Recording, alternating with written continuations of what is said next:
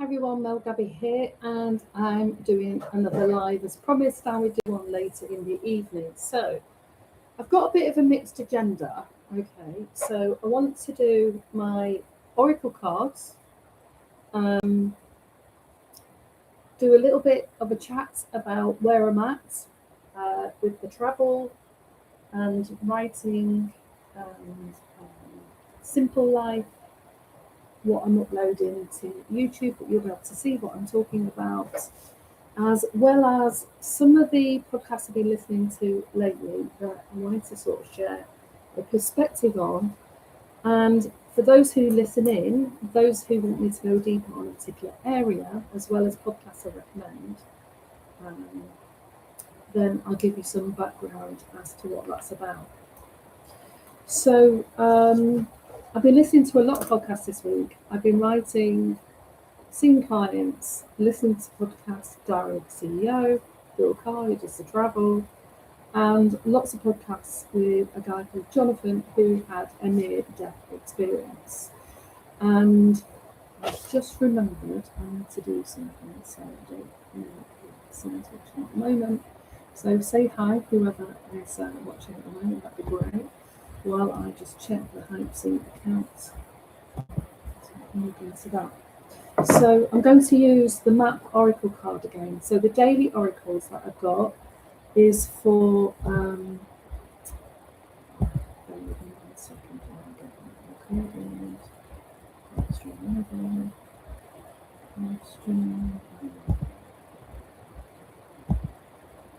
so that's running at the same time.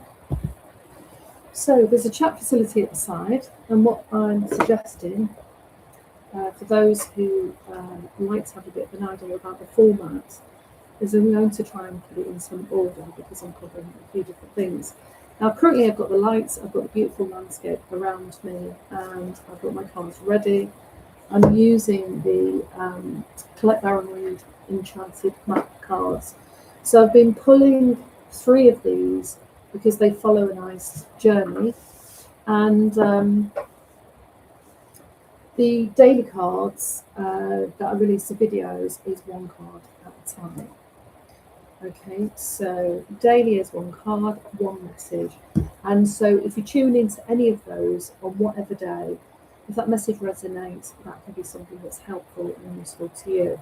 And as I've said in previous times, the oracle isn't about a prediction tool and, this is what's happening in your life. There's way too many things to take into account to be able to really figure out where someone might be on their path and where they might be going. And often we can cover those things when I'm doing one-to-one work because it's more about, I'm just checking my notes.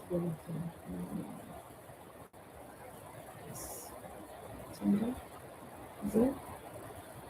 Let's see if it's not happening. Right, I'm going to start this again. I'm going to log back on.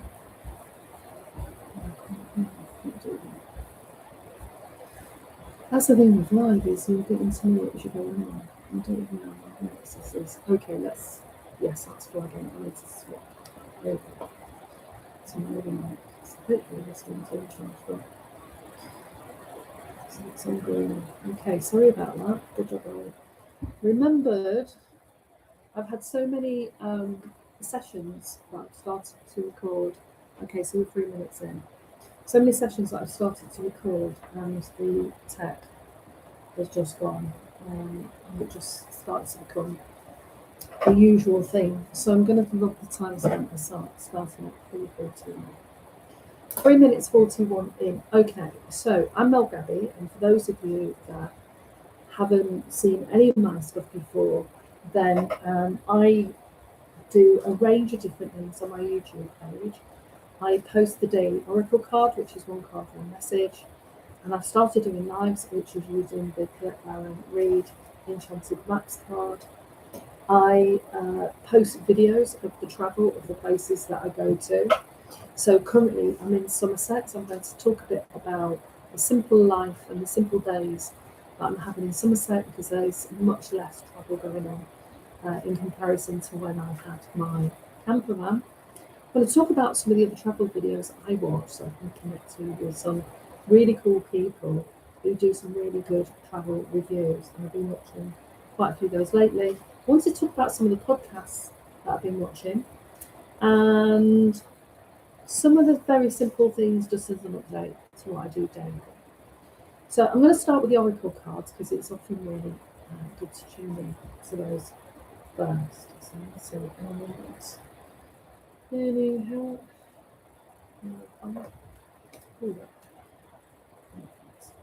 Right. So astrologically, apparently, okay, I'm not a specialist in the subject. There are lots of things going on at the moment, but we're in between two eclipses, and I think the second eclipse is on the 27th. So the idea is that lots of people can be experiencing sort of a resurgence of things that they might have forgotten about or thought they'd healed a long time ago. And that can be to do with regrets, past relationships, things that didn't quite work out, or open-ended loops, which are kind of where you've not come to any sort of acceptance about a job, a relationship, a family situation. And so it's the possibility to examine that on a deeper level, especially if you've got something like Chiron on your chart, which is meant to be the planet that brings up old wounds. And many of us, whoever we are, you know, and I'm a therapist, psychotherapist, counsellor, coach, trained in all sorts of methodologies, I still need to work on things that come up for me. And I work through various lenses, which is why I talk about changing spaces, of astrology, tarot, oracle, spirituality, psychotherapy, research, evidence-based practice. So while I'm shuffling the cards, a little bit about me is I've worked in mental health and wellbeing for over 25 years. So what I bring to the table is 25 years worth of experience, wisdom, my own experiences with my own family and some of the things that have moved through that, as well as experiences of being a mother and challenges within married life and relationships. And I'm now in private practice, but I stopped working for private industry, NHS, England, and local authorities about 3 years ago. And 3 years ago was also when I started travelling more, and 2 years ago I got my camper van and was travelling around. So if you're interested in seeing any of the camper van information, videos or travel, it's on my YouTube channel. So this is a bit of an experiment with the Oracle cards, and it's really just to see what comes up. What I tend to do is draw a card and then talk a little bit about the meaning that comes up in that, and then call possibly something third one, as well as what comes up for me, my interpretation from anything that's currently going on for me in my life, or what's emerging through some of my client work, and you know, anything really that I'm reminded of. So if you're new to Oracle, I use these cards because it's a really good way of seeing what patterns or things might be happening on the unconscious level, because in our mind is constantly sort of circling around information that repeats every day and can repeat every day, every week, every month, every year, around our ideas about who we are, the world, what's happening to us, our worries, our concerns. But we also have this tranche of information in our subconscious of past experiences and potential that is sometimes untapped. And so when we slow down the mind, slow down the brain, and that's why mindfulness and meditation is really important, we're able to quieten the noise and start to hear ourselves think. And if we can't, even in that moment, get any intuition or deeper insight, we need to just focus on feeling our heartbeat, feeling our breath, feeling how our body feels, and going into mindful states. It's the practice that can help reduce the noise that we're surrounded by all the time, whether that is what we scroll, the TV that we watch, the things that we're involved with in work. So that's why a lot of people propose doing mindfulness and meditation, but lots of people who try meditation actually say, oh, it doesn't work, I've done it a few times. But actually it's quite difficult for a lot of people to start meditation because your body starts fidgeting, you want to move all the time, your mind is splitting around. But even if you give it a go, and even just start with mindfulness, you'll start to understand what your mind is throwing out all the time. So when we're busy thinking about shopping, running around with the kids, running to work, commuting, our mind's busy with going somewhere and doing something. And when we slow down, excuse me, we may slow down on those activities, but our mind still continues to be thinking about the emails we've got to attend to tomorrow, the meeting we've got to prepare for, the report we've got to write, the prescription we've got to pick up. So just by being still and sitting in the garden and not doing that much initially might just look like a waste of time or not yield anything. But it's about slowing down the body and the brain just enough, 5-10 minutes every day, to be able to reduce that noise, because we're, especially in the Western world, we're constantly bombarded by apparently millions of bits of information all the time. And it's only our perception and our senses that take that in, and there's only a certain amount that's filtered. And it really depends on where your mind is at as well. So, but I don't want to go too much into the personal development, because that will come out a little bit when I start talking about the podcast, because we've got this whole thing going on at the moment about people who are critiquing, I guess is a fair word. There's probably other words to use. Other people's podcasts and the information they do and how they are sort of casting, demonising to some degree a lot of people out there. So that's not my bag. I've listened to a lot of people over the years. I'm not here to say whether someone's great or not. We all go through phases, we're all learning. And of course, there are certain people who maybe should never do a podcast, never work in certain industries, and are getting away with things that we shouldn't do. I'm not going to deny that before anybody says anything about that. So I'm going to do the oracle cards. What I might do after I've done the oracle is switch off and log back on, so I can start the live and talk a little bit about the travel, or I might just break this up into 3. But if you are tuning in and watching this session, then do let me know whether you have a preference, lean more towards hearing what we do on the oracle cards, leaning more to find out about the travel and the great videos that are out there that can be really inspiring, even if you're watching from the armchair and you can't get out and about for whatever reason. Or you want to hear more about the simple life stuff that I've started to record more. So it's part of the Soul-led studio work that I've got on Patreon, which is really just an insider sort of little glimpse here or there of the way that the simple days look, and what I do on those days. And then, I might cover a different sort of topic. Like I said, it's experimental. So I'm going to pull the cards. So let's just tune in. So we take a breath.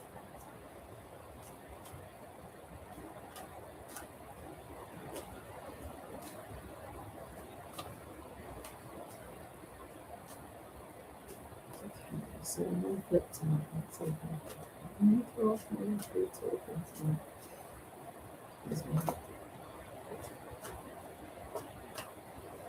what? There's another. They don't really flip out like other tarot readers that I watch. They just poke up. Oh. So I do that because in the major and minor arcana, so this is what this deck is based on. If you're into tarot, it's similar to the Rider-Waite, but this one's about a map, so it talks about journeys. Interesting, right?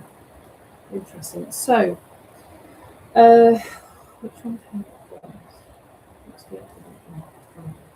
So 5 goblins. I've not seen that on any of tarot decks, so it might be unique to this. So the concept of goblins.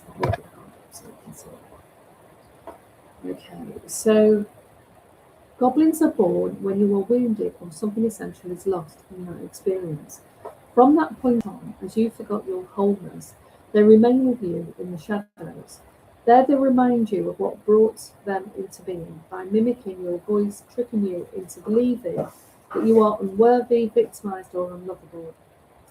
They hold you hostage through low self-worth, self-sabotage, and feeling that you're lacking of what you need. If goblins pay you a visit, know that they represent the shadow of your own self or someone else's, and that they're leading you to potentially reactive situation. A goblin's card appearance is an opportunity for growth. However, it's a signal that you must love yourself. No human is without flaws. The goblin's message is that you must release resentments, negative self-talk within you is the spark of the divine. So I want to break that down a little bit. So the idea of the goblins as possibly sitting within the shadow is that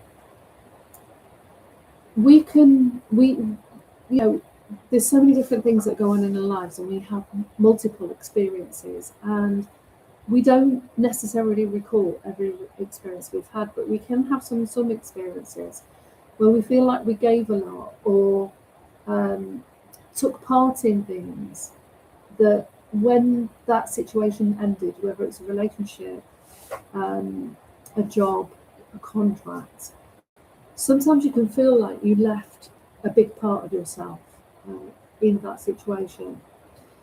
Other aspects in the shadow, if we talk about the shadow on a more wider scale, is there can be all sorts of things that are out of sight, out of our awareness. It depends on what perspective you look through, what lens you look through. So from a sort of psychoanalytical level, the shadow is the parts of ourselves that we hide, repress, or sublimate because they're not accepted within the family or the social group that we belong to. And I use this example a fair bit because I think it helps demonstrate some of the really usual and common aspects of what can get held in the shadow. It doesn't mean to say you've got a raging monster that's lurking and you're scared to open up that door and have a conversation with that part of you, because everybody experiences the emotional spectrum: rage, anger, injustice, disappointment, grief, shame, and I think different people map out different emotions, and those are the core emotions. And often shame is hidden, and some people feel more comfortable expressing anger, some don't express anger and they repress it, and it becomes sublimated into depression, sometimes it's anxiety. So, for example, what I saw a lot when I was doing my clinical work is we used to do home visits. So we might have a family that comes to us that's concerned about any of the children, whether it's a teenager or a younger child in the family. And we might, in that home visit, we might notice the child's just having lots of fun and playing around, but the parents are constantly quieting them down, saying, oh, they're too boisterous, too on the go, they've got loads of energy, they're hyper. And in some of those cases, the parent actually has a different energy level. They've got a different mood or state, which is not at the same level or state as the child, or they've suppressed their own inner child. So when we have our own children, it's an opportunity for us to release our inner child and run around the garden and kick the ball and play with the dolls and the soldiers and the toy cars and get a toy airplane. That's an opportunity for us as adults to reconnect with that. But if we've sublimated our own inner child because it wasn't acceptable when we were growing up, then that's also a chance that we do that if we have children around us. But for a parent who, whether there's been trauma now, trauma wasn't talked about in the way that it is now, over 15 or 20 years ago, but depression and anxiety very much was. And so if a parent was depressed a lot, then they would struggle because they would just be tired and exhausted all the time. So they'd be struggling to engage with that child. So then that can affect your self-esteem, because if you internalize those messages as it's wrong to have fun and have joy, and you've got to keep tempering that. Some kids will go rebellious and do it regardless, and other kids will shut down and shut their feelings off. So those feelings get sublimated into the shadow. So that can mean that feelings like anger and disappointment are familiar to you. You can demonstrate it and express it. But it might be that it's very hard to just let go, relax, and have fun. And that can be on a whole spectrum of different things, because, we're so diverse as a species. There are some things that unite us all, like when Maslow talks about our hierarchy of needs. We all need shelter and food and water and connection, loving relationships. Not everybody needs social connection in the same degree, but there's very few who will never want social connection, and they might be the ones that eventually become hermits or have time out for like 5 years or something. I think even Carl Jung did that. So the goblin is an opportunity to see what is even in the back of your awareness of what is being critical. And we can often have like a self-critical parent, or that critical part of us that says, oh, you're stupid, why did you do that, you got that wrong, you made that mistake, you upset that person. And it can be devastating to somebody who's got low self-esteem. So one of the common things I saw when I was working in schools was that often the young lads who were apparently had emotional behavioural difficulties, who were acting up and fighting and getting into trouble or being rebellious in the classroom, often were masking deep feelings of shame and embarrassment, or they've even been made fun of, so they've shut down for that reason. So the goblin can represent anything, but when you have enough experiences, especially in early childhood, if there's too much in the environment and you are sensitive already and you internalize that critical person, it's worth now asking if what you say to yourself every day, if there's any truth in it. And the chances are there isn't, because we all make mistakes, we all get things wrong, and we're all, maybe not everybody, maybe there are crazy psychopaths out there that, are evil. I don't know. It's not my area of expertise. But most people are trying to do the best with what they've got and are using the tools that they developed when they were growing up. And when we're growing up, we have to learn how to handle life and the world, develop a language to describe our experience. And some of that is through emotion, as well as the capacity to communicate and listen to other people and make friends. And that's very early on in childhood. And if we haven't learned some of those skills early on, then that makes it even harder as we get older to get the right support. And you can spend years, shying away, not talking about what's really going on, when in fact, sometimes we just give air to something and it dissipates. And it's a lot more simpler sometimes than people realise. I'm just aware that the light is, I'm going to have to find a light switch. I tried one here, but that doesn't come on. So I may have to do the live in the other room for the next section. So the key thing to remember is, if you feel yourself, you've got low self-esteem, then you're going to be more susceptible to that inner critic or any external so-called critiquing or criticism. And we can either react and rebel to that, or we can take it on board, and it can really hang around and circulate our minds. And so that's why it can feed into depression, because we can keep regurgitating the same message without externalizing that and saying, is that true? And one of the very simple things I used to teach people, we did this with teachers and with kids, we just get them to get a piece of paper and set the timer on your clock or your watch. Most people have got a phone now. And you draw, oh God, I can't do this mirror thing. You draw a circle and you put the timer on. If you've got a felt tip pen, that's even better. And you sit there for a minute and you just put a dot every time you have a thought.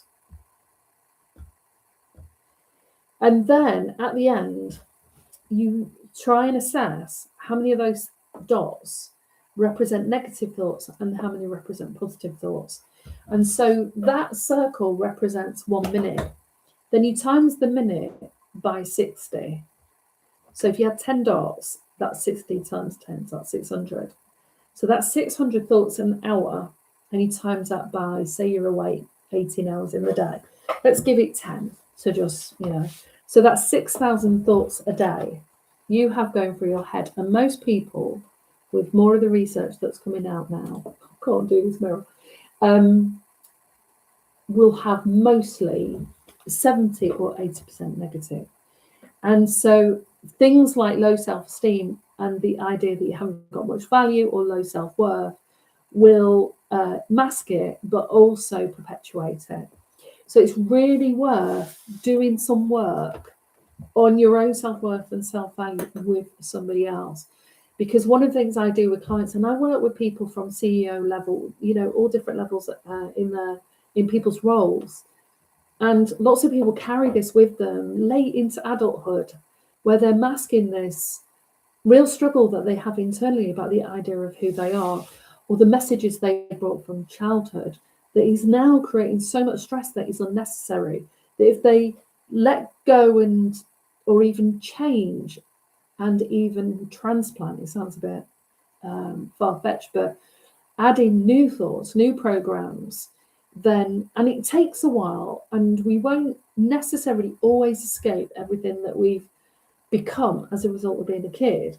But I just know through my own practice and my own experiences that some of the tools of the trade, some of the tricks and tools that I use with people, that when you consciously set the intention to do that and challenge that every day and switch it to something else and even start reframing, is what happens is the brain, there's an idea that, if you don't use it, you lose it.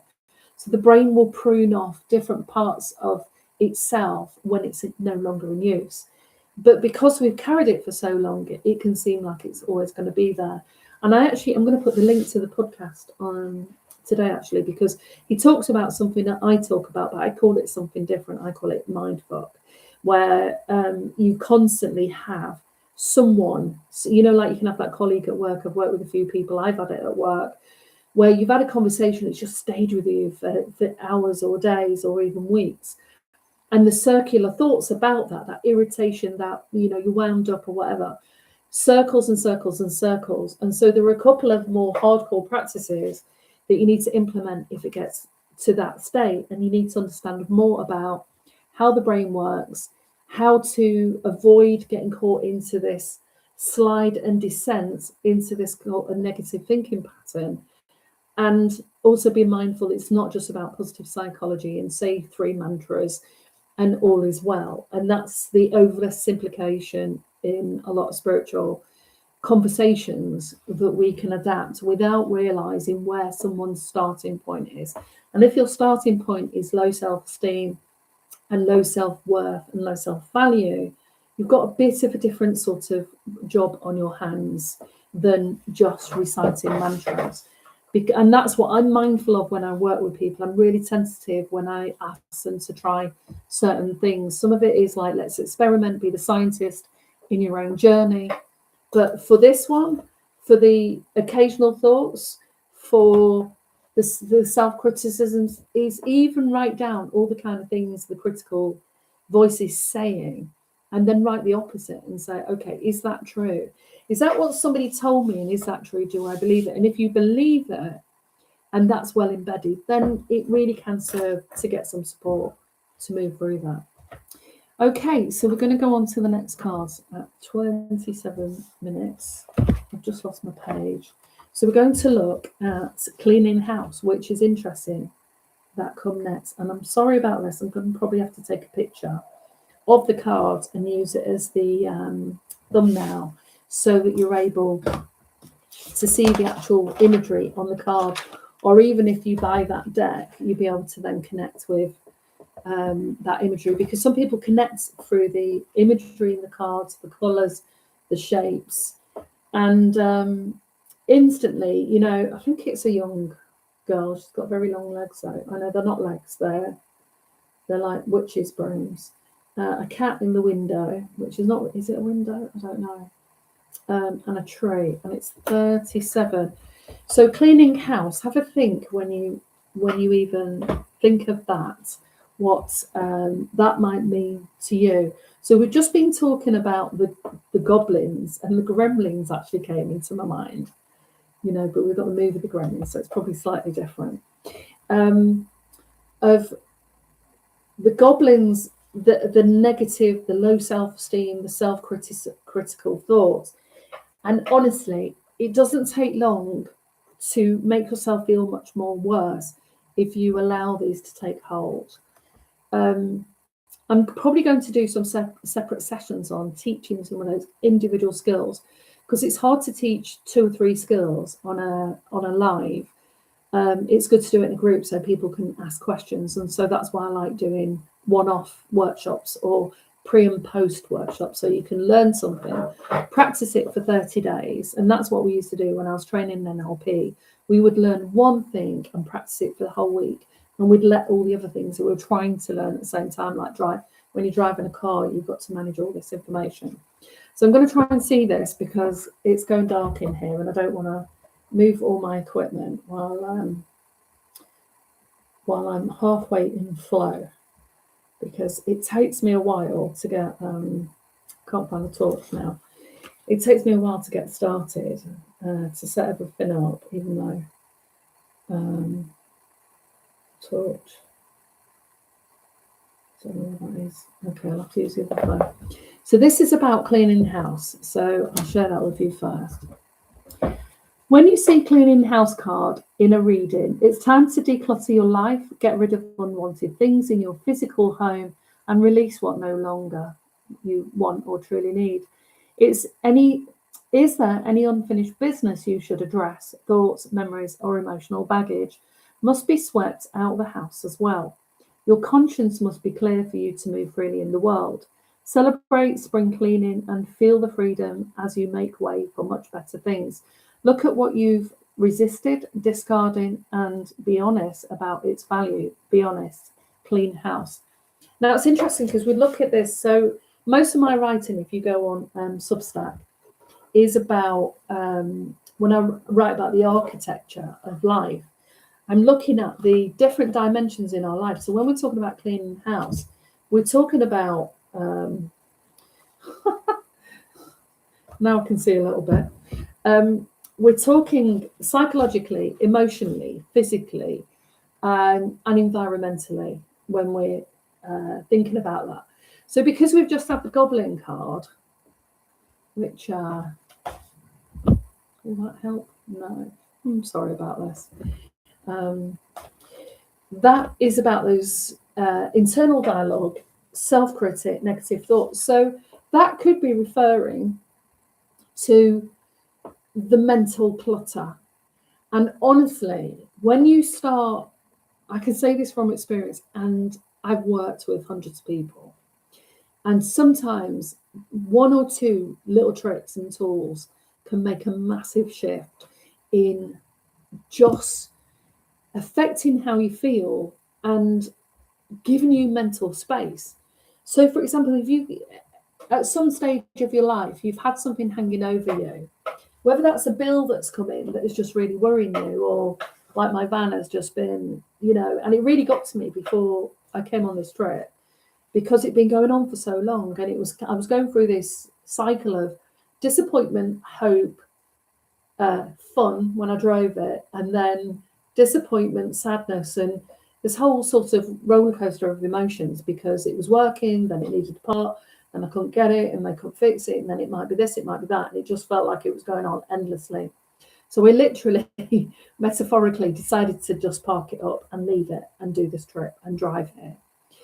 And so that creates mental space. And when we create mental space, physically, mentally, environmentally, it creates, in spiritual language, a vacuum. So if you are starting to clear worries and concerns and anxieties away, and you're not regurgitating and circling round a experience you've had or a conversation you've had with someone, once you can settle the mind, what happens, the idea is that you actually are clearing space in your auric field so that new opportunities and new doors can open. And for some people that can sound a bit woo, and lots in the spiritual community have had an experience of that. And I certainly know I didn't have to focus on things that I wanted, but once I cleared or closed a door, like when I was working in Jersey and I thought, oh, maybe I'll go to London, I closed the door on remaining there because I thought I might stay on the island and live there longer. And then I thought, no, I'll go to London, I'll get a job. So what happens is, metaphorically and physically, psychically, you close the door now on that stage and chapter of your life. And once you close that door and there's no loose ends, then you can move, you've got a space now, and you can move freely into the next segment of your life. So, I came to London, got a job, and I'm now in that new chapter. And that's what they mean by new chapters. And sometimes when we are consciously moving from one chapter to another, there's a sort of no man's land in between where we don't know what the next phase is. And that can be, I talked a little bit about that on the previous live. That can feel really disconcerting. But on a very simple level, in terms of feng shui, if you look around your house and you've got bookshelf and it's gathered dust and you've collected lots of stuff over the years and they've been in the same boxes, they can become static. The energy doesn't flow in feng shui terms around objects if you just keep them stacked up. So lots of people, there's a lady here, she's got a garage full of stuff, a house is full of stuff, and then it just feels insurmountable, and people can get to that stage of wanting to tackle it, but it's just too big. But once you start being able to let go, and part of that can be emotional, because you know, I had a friend who had literally a house full, garage full of her mum's stuff from her house when she died. And she struggled. She had to clear so many objects, take them to the antiques place and put them for sale, because her mum had collected a lot of stuff, so she couldn't just give it all to charity.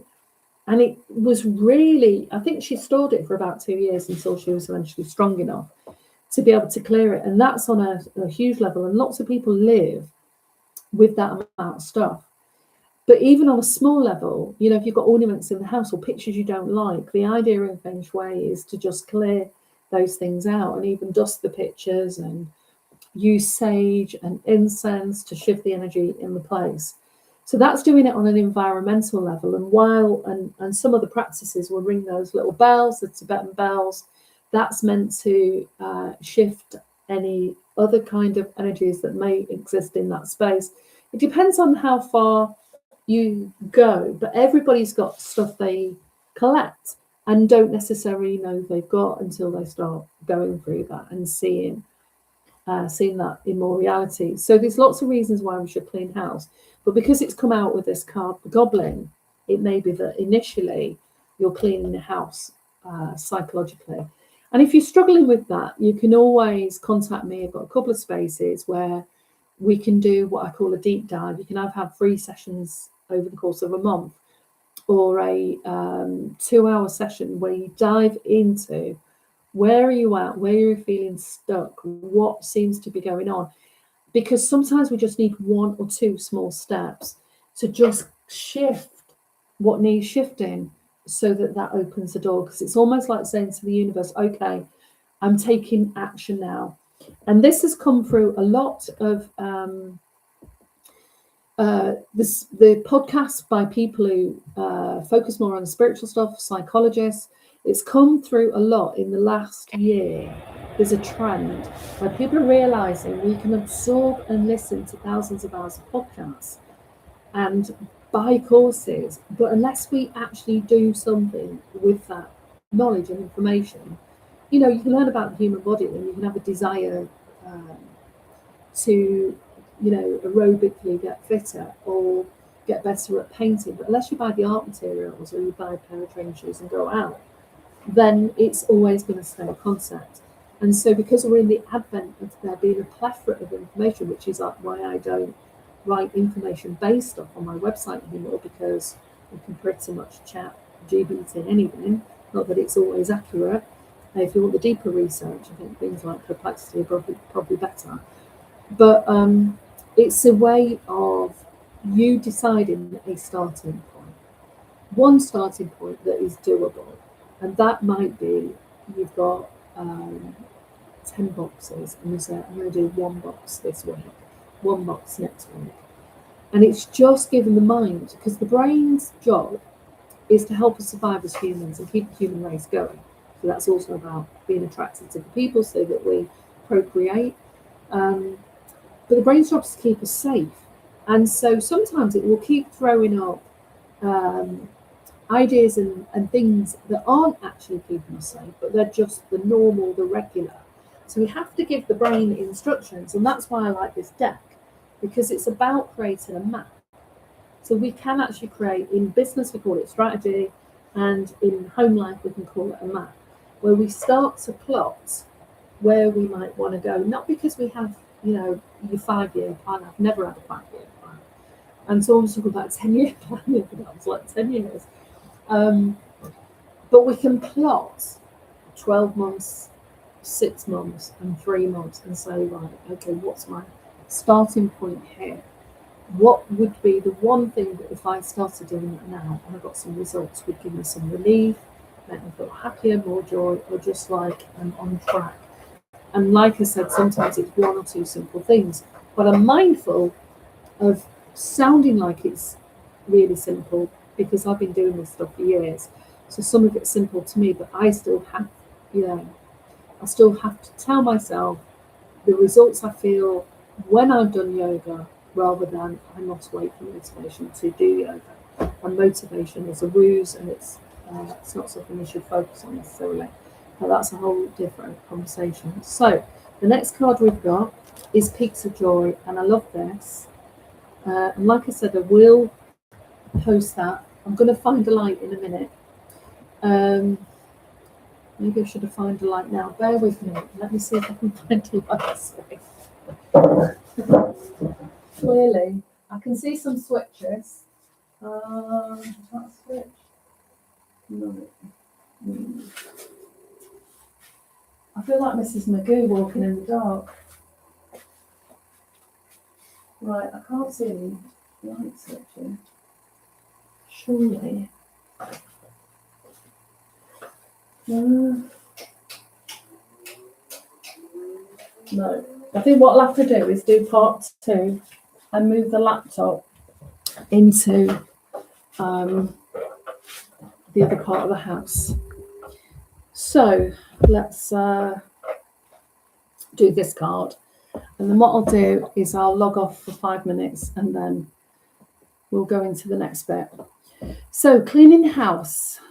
We've done house, haven't we? It's Peaks of Joy. So it's 33, which is master number in numerology. And this came up, I think, yes, this came up on the last reading, actually. So it says, the lights have come on the outside.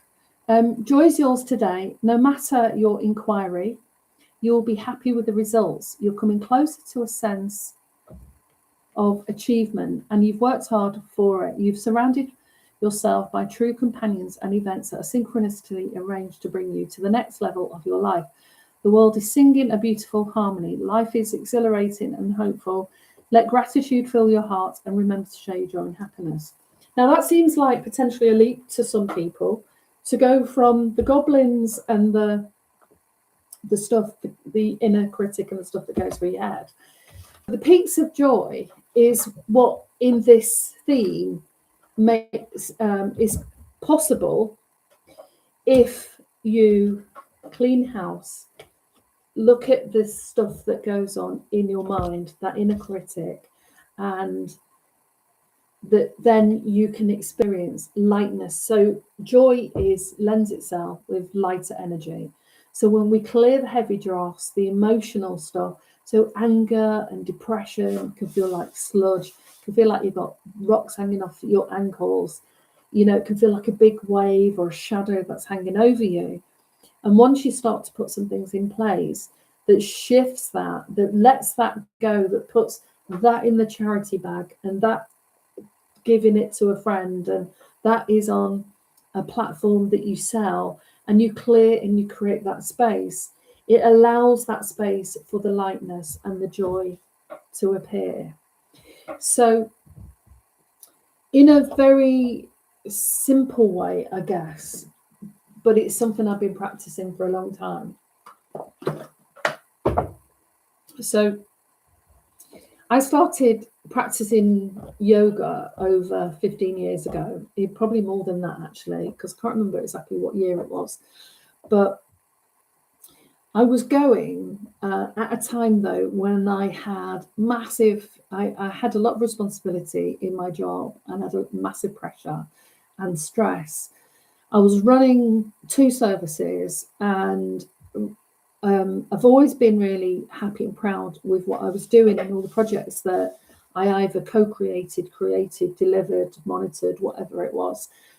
and all of the work that we were doing. But I always gave a lot to all the jobs that I did have.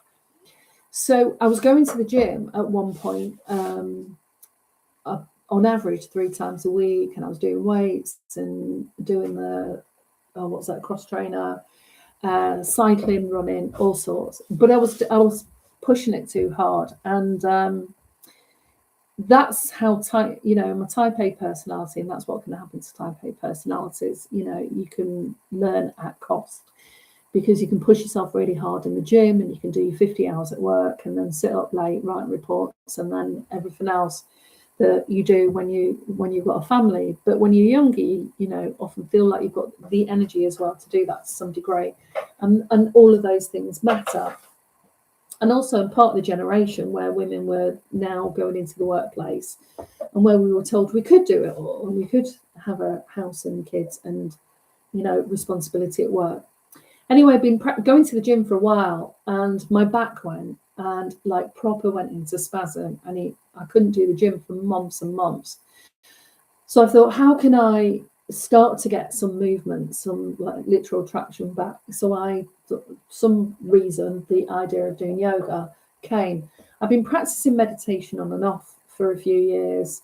I'd been dabbling in sort of spiritual workshops, the esoteric, for quite a while, but nothing too focused. It occurred on and off over the years. I've always been open to more than what we see on a day-to-day. It's hard to kind of articulate exactly.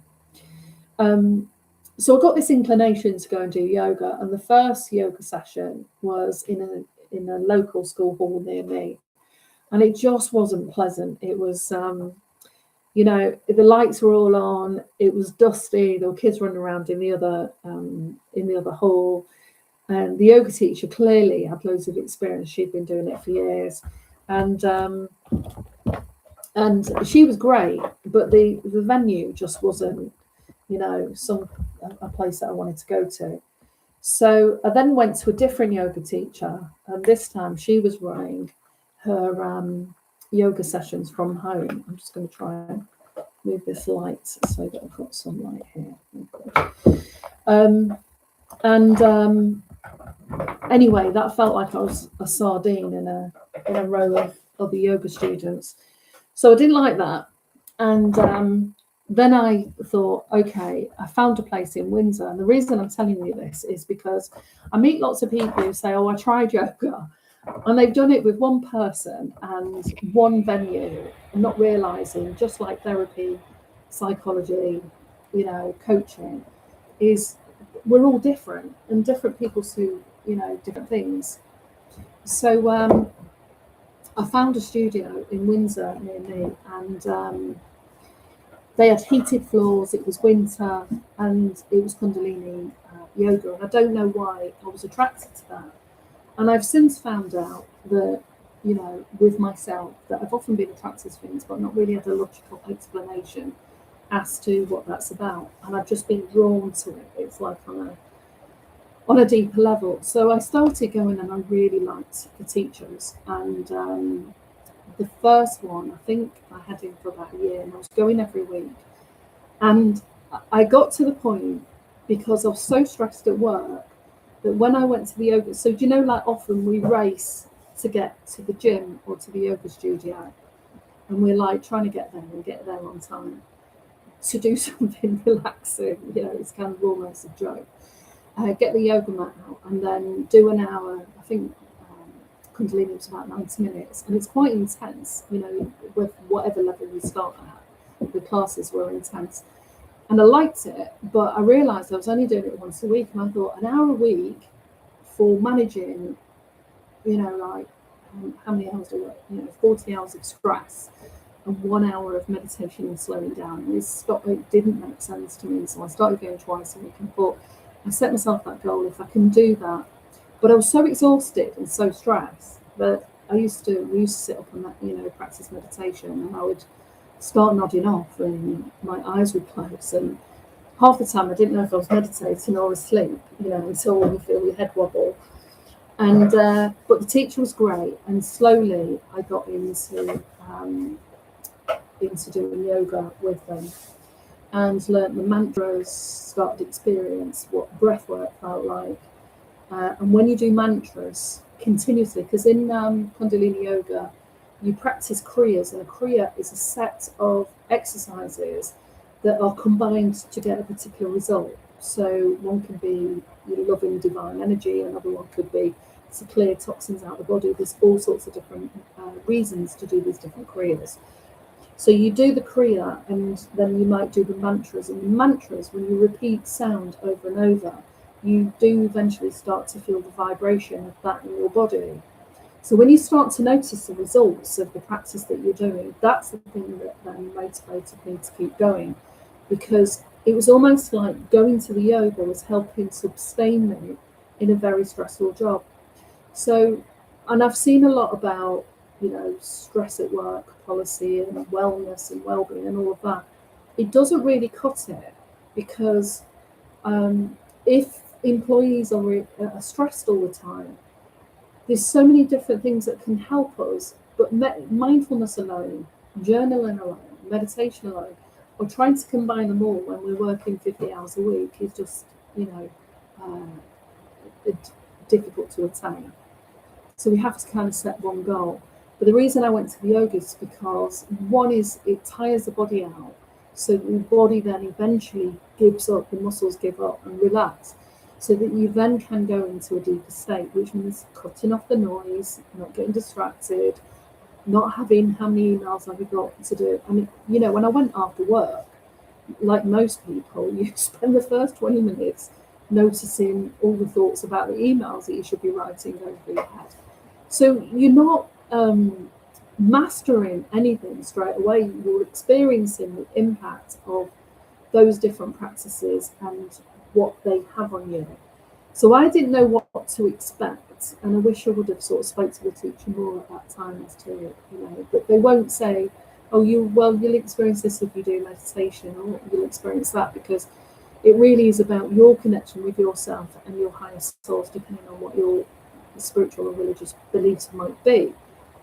So that for me was the sort of opening in terms of moving from understanding things psychologically, understanding the emotions and the kind of history that we bring with us, and where we can get stuck and have challenges and problems that we don't need to have, but we need to update our tools. And the yoga was really just helping sustain me while I was going through that stressful time at work. So, I'm managing people, systems, processing, data, all sorts of different things. And initially, it was like a peak experience. And that was actually the card I pulled last week. If you look at last week's live, peak experience, I think, was the last card. And peak experience means when you have an experience that you don't often access. So if you're always depressed, always anxious, always stressed, and then you feel joyful and happy, you might only feel that once, or once in a week, or once in a few months. So that's a peak, because the joy, goes up like a peak.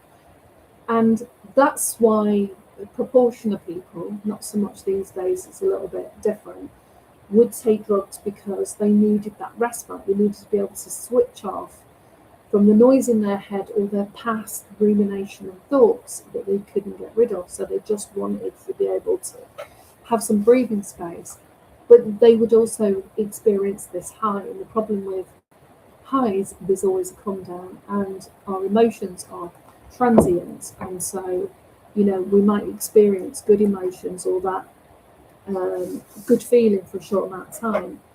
But unless you've got the tools to sustain yourself when you hit the flat, the no man's land, the who am I, what's the meaning of life, what's the point of being here kind of things that can come to us when we're coming down from a peak, especially if it's chemically induced, although that's why lots of people continue meditating, because they've had, it's a bit like, it's not quite the same, but it's that chasing the dragon. You've had a really good experience in the meditation, so you think, oh, I'm going to sit down and meditate again.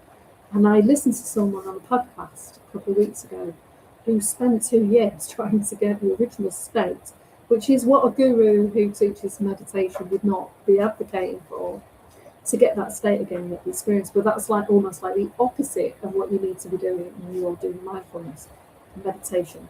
But the point is it gives you an experience. So you might go running and have a peak experience after your run. So you go, okay, my body is tired and achy, and it was difficult to go out for the run, and that pushes me to do that. But the endorphins that I felt afterwards stayed with me for a few days, and they also have an ultimate effect on how I feel when I'm at work, when I'm writing my emails, how open and generous and happy I feel. So, okay, maybe I'll run more. And that was kind of how I was experiencing the yoga. My aches and pains are reducing because I'm stretching them out of my body. I'm learning some tools and techniques to clear the toxins, move the blood, shift what I'm carrying, clear that out of my mind. But it's the sustainability of it that's tricky. So that's why a regular something, even if that's running on a Monday, yoga on a Wednesday, and I don't know, meditation or journaling or something, it's the sustaining of the intention to re-regulate into a more productive state, which is, parasympathetic versus sympathetic nervous system. That is the point, not the elaborate, and there's lots of personal development so-called gurus on YouTube at the moment that are really getting slated by some, I'd say critique is a nice way of saying what they're doing. And they're really critiquing and calling people out and calling them grifters, basically. I had to look it up tonight, see if I could get a real meaning of that word. Eliciting people out of money and claiming all sorts of things. And I've listened to a few of those podcasts. So because they're getting called, because it's all about positive psychology, and if you do a cold plunge, get up at 4:30 in the morning, write in your journal, don't look at your emails, go for a mile run, make a smoothie, check your blood sugars, and the rest, you're going to be in optimal condition. Well, a proportion of that is true. If you've anyone who's got diabetes in the family, you can certainly see the impact that eating calories, chocolate, wheat, bread, whatever it is, has on the blood sugars, and then how long it takes to clear that out of your system. What happens if they're high? It affects your performance. You don't concentrate well. It affects your sleep. You sweat more. And that will vary from person to person. So we might not be diagnosed with having that condition, but if we looked at our bloods and heart condition, heart and all that in the lab, as people who can afford it then you can start to see how your lifestyle how you implement your lifestyle, your nutrients, what you eat, and how that actually affects performance. And the reason I'm sharing this with you is that if you are susceptible to low mood, depression, or anxiety, and I've seen this time and time again, I've actually had 2 cases recently where a couple of people were sharing something that reminded me of this, because sometimes I forget some of the things that I've studied or know or done with people. Is if you have a propensity to low mood, depression, and it even stems from a troubled background, difficulties, and I'm not talking about the really severe end in terms of narcissistic parenting or serious abuse, whatever kind that is. But if you're susceptible to those moods, what can happen is if you get too fatigued, you get too tired, and you work too hard, you get stressed, and you've not eaten the right nutrients. So you've not got the combination of things that we need that helps us optimize our performance. So if you work with top athletes, you know that every facet of their being is looked at. The messages they have in their head, the nutritions they take in, the amount of exercise they can do before they need to recover, the type of training for the type of exercise, the type of food that goes with it. So that's all about optimal performance, but we all have to perform on a day-to-day basis, regardless of what job or whether we're at athlete level. So if you've got that susceptibility and you're starting to flag because you're stressed and you're missing out on any of those areas, the old mechanisms, the old stress, the old thoughts, the old programming kicks back in.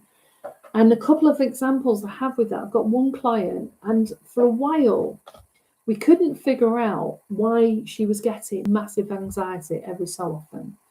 So we weren't sure if it was attributed to an injury that she had a couple of years ago when I first started working with her. And that was possible, but because even the consultants that are specialists in this area of head injury don't always agree on whether or not the experiences that she was having is because of the injury. What we noticed is if she overworked, overstressed, and since the injury become hypersensitive to noise and sound and people and energy and all sorts, it was like the volume switch had gone up. These thoughts and old anxieties came up, but they came up really strong. And so we wasn't sure if that was a direct correlation with that. But we'd started to see the pattern and started to see that, okay, when she's in this state, that activates what's already there. Somehow she's not able to contain it. And there was some research a few years ago about I can't remember the part of the brain that transmits the left to the right brain. I don't know if it's the corpus. Anyway, it's like a gatekeeper. So we don't flood the right brain or the left brain with the contents. But what they'd found in the Human Givens Association is that with people who are experiencing, now, don't quote me on this, I haven't looked at any of the most recent research, but what they were saying that in patients where there was schizophrenia, it was like when you go to sleep and you dream, and in your dream state, your brain is processing these dreams and imagery.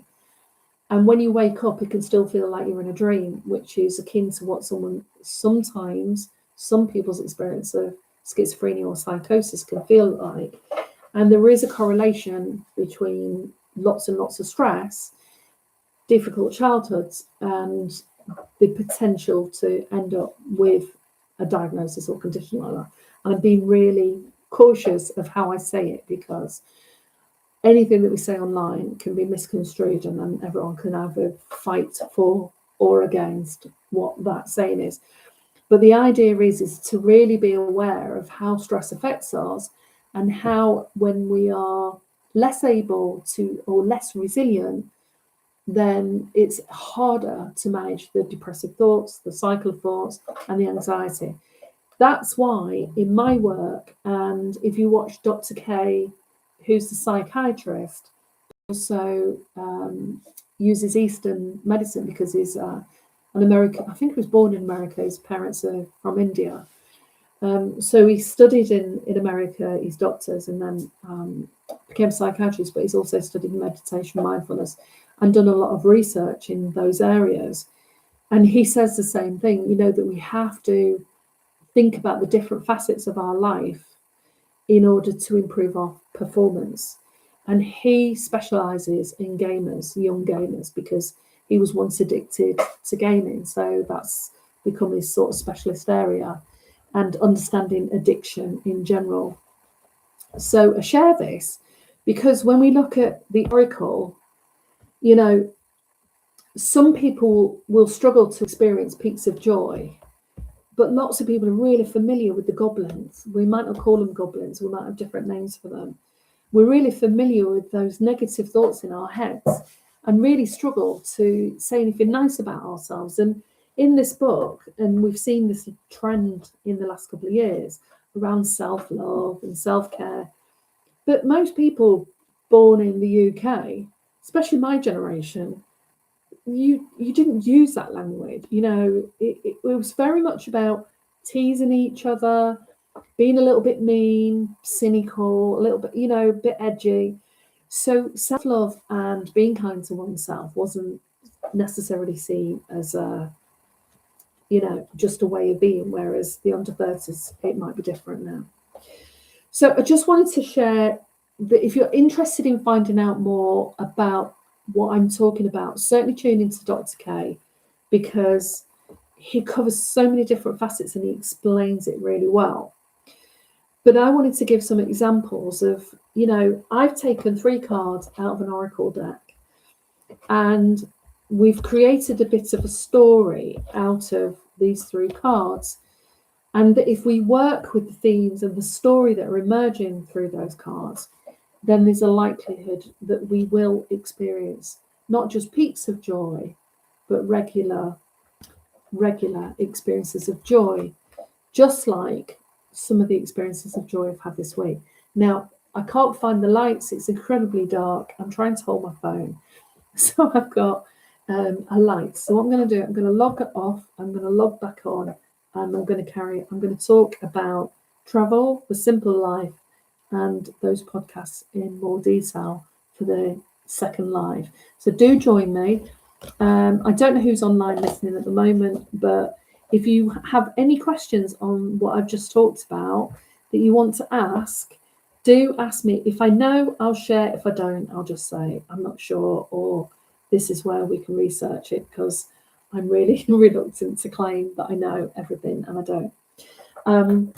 So I'm going to move the laptop and get online and put the light on in the other room, and I will see you soon.